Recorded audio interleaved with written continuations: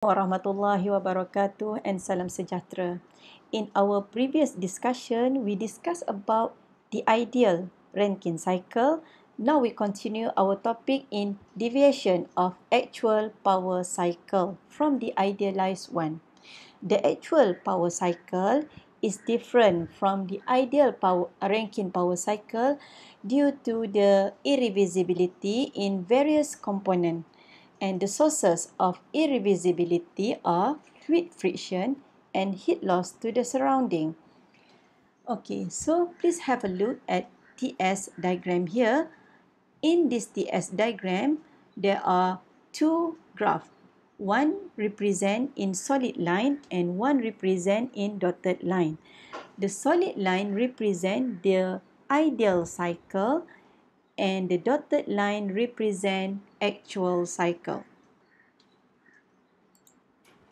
This is the component that involved in Rankine cycle, compressor, boiler, turbine and condenser.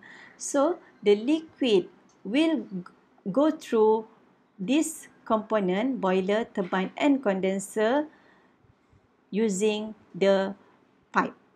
Okay, so there will be a fluid friction along the cycle.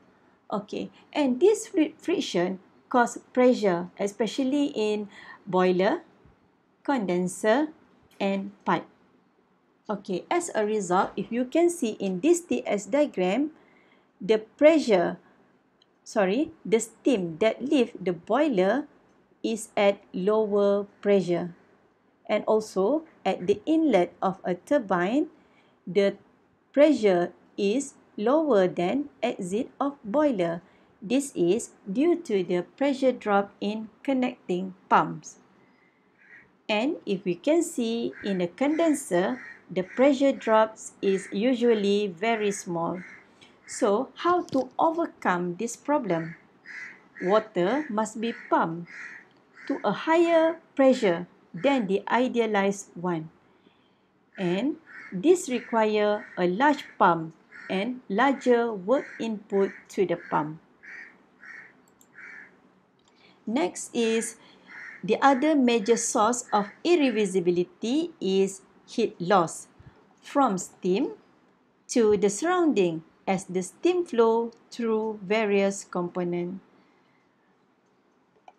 And the solution is more heat need to be transferred to the steam in a boiler, and because of this, the cycle efficiency will decrease.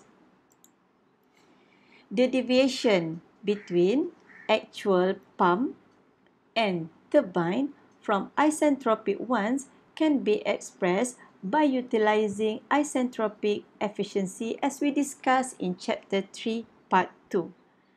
Okay, before I proceed, please remember that actual and isentropic is only exist at the exit of compressor and turbine. So, the efficiency of a pump or compressor is a ratio between isentropic work to actual work given as H2S minus H1 over H2A minus H1. And for turbine, the isentropic efficiency is actual work over isentropic work H3 minus H4A over H3 minus H4S. That's all for this topic. Thank you.